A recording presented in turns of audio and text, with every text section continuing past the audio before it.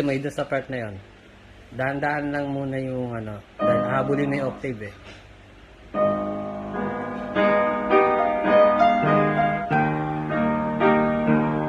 Okay, loud.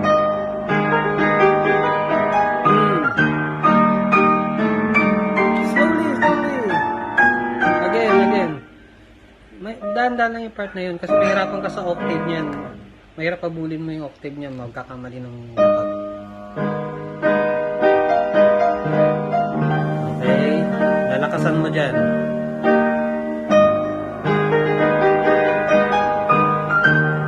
Okay, slowly lang.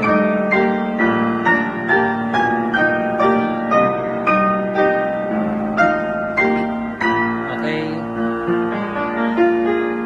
From slow, then unti-unti bibilis. Dahan-dahan, pagbalik. Hindi, dahan-dahan lang yun. Huwag masyadong mabilis.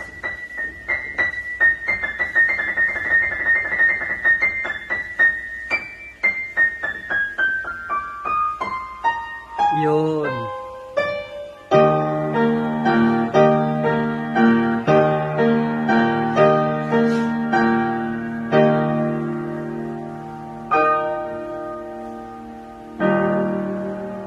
Okay, from the start ulit.